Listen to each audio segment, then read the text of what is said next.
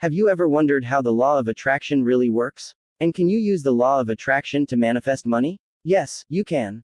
You can use the law of attraction to attract anything you want, including money. But you might find it is easier to begin by attracting the actual thing you want instead of the money.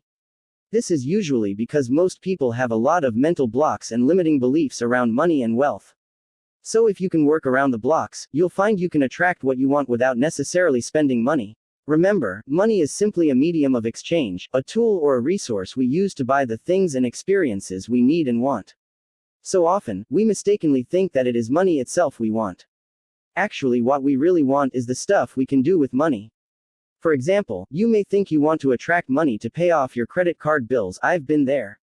In actuality, what you really want is a feeling of abundance, security, or freedom. If you had the credit card debt and plenty of income coming in to pay those bills, you'd be happy, right? It is when there isn't enough money that you think you need to attract more money. This is because you are focusing on the lack of money opposed to the rich abundance in your life. The solution isn't necessarily to attract more or manifest money. Instead, you need to create the right relationship with money. Your debt is a gift and it can show you how to create a better relationship with money. For now, though, let's focus on how the law of attraction actually works and how you can activate it in your own life. The first law of attraction is that like attracts like. So if you want money to buy something, instead of thinking about the money, go directly for what you want. Let's say you want to buy a house. Instead of focusing on $50,000 for a down payment, start focusing on the house you want. Where is it? What does it look like? Be really specific about what your ideal home looks like, right down to whether it has a fireplace or not. Now include in that ideal home description the amount you could easily afford to pay for this house as well. And if you aren't sure what would be easy, then go for a total house payment, including mortgage, insurance, and property taxes, that does not exceed 20% of your monthly income. As a good rule of thumb, you should be able to pay your mortgage and simultaneously save a minimum of 15% to 20% of your salary toward retirement.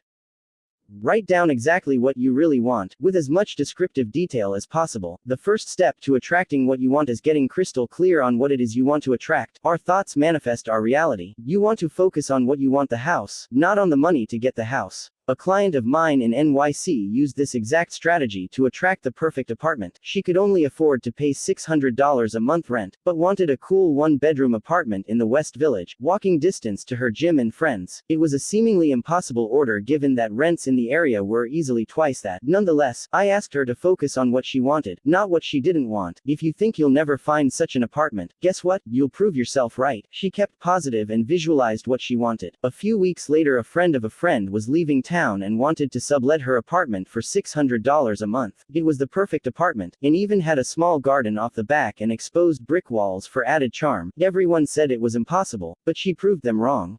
One of my clients realized she didn't want to own a house with all the associated hassles of maintaining it, cleaning it, insuring it, etc. She just wanted to enjoy living in a luxurious, beautiful home in a beautiful area that was close to her work. When she got really clear on what it was she actually wanted, she attracted a paid job as a house sitter, in a gorgeous large home in the best neighborhood in Chicago. Not only did she get to live in the house, but also she got paid to live there as well. It did involve watering the plants. A coaching colleague of mine always dreamed of driving a red convertible sports car.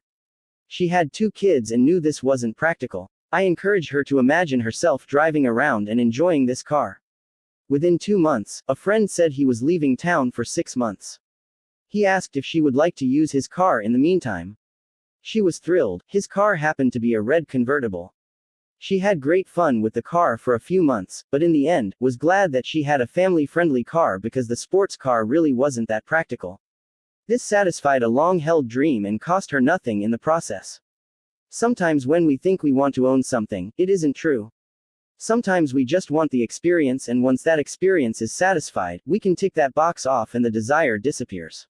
Most marketing is designed to get us to buy things we don't really want or even need.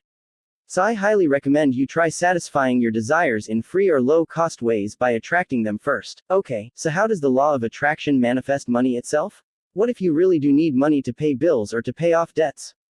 This is a little bit trickier because it is easy to end up focusing on the debt or the lack instead of the money, which has the unpleasant result of increasing your debts instead.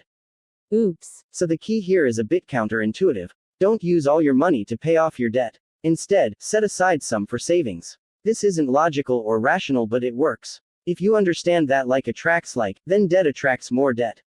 We've all experienced this. And money attracts more money. So you need to set up a money magnet to attract money. That will be a savings account. Every week deposit some money into your savings account, even if it is $10 a week. You should set a goal to save at least 1 month's living expenses as quickly as possible. The key is to have a sum that feels fairly substantial to you, so that actual sum will vary from person to person. This is your money magnet. If you don't have any savings and plow everything towards your debts, technically and financially, that makes sense, but it doesn't account for the magical effects of having a money magnet in your life. You want to reverse the trend of debt by creating savings. Money does attract more money. You'll start to see that money comes in from unexpected places. You can use this to pay off your debts even faster, but also take a portion to keep increasing your savings.